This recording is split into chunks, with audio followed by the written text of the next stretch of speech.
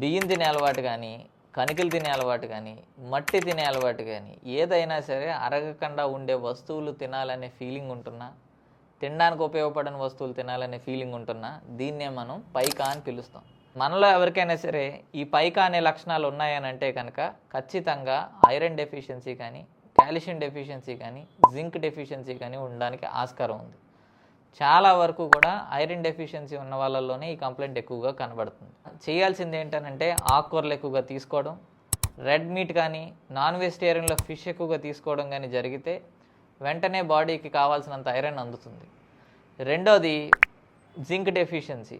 ఈ జింక్ డెఫిషియన్సీతో ఇబ్బంది పడుతున్న వాళ్ళు ఎవరైనా ఉంటే కనుక పంకిన్ సీడ్స్ కానీ, డార్క్ చాక్లెట్ కానీ, జీడిపప్పు కానీ, ఆర్గానిక్ బెల్లం ఏమైనా దొరుకుతుంటే అది కానీ తీసుకోగలిగితే కొంతవరకు బాడీకి కావాల్సినంత జింక్ అందుతుంది. కాల్షియం డెఫిషియన్సీతో ఇబ్బంది పడుతున్న వాళ్ళు ఎవరైనా ఉంటే మునగాకు కానీ, పాలకూర కానీ, నువ్వులు కానీ, రాగులు అంటే సోడ్లు అని కొన్ని ఏరియాల్లో పిలుస్తుంటారు, ఇలాంటి ఆహారాన్ని ఇంక్లూడ్ చేసుకోవాలి. సో మన ఇంట్లో ఎవరైనా కానీ పిల్లల్లో కానీ కణికలు తినడం కానీ, బియ్యం తినడం కానీ, అరగకుండా ఉండే వస్తువులు తినే అలవాటు ఉంటుంటే మాత్రం మీరు తీసుకునే ఆహారంలో ఇప్పుడు చెప్పుకున్న ఆహారం ఇంక్లూడ్ అయ్యేటట్టుగా చూసుకోండి.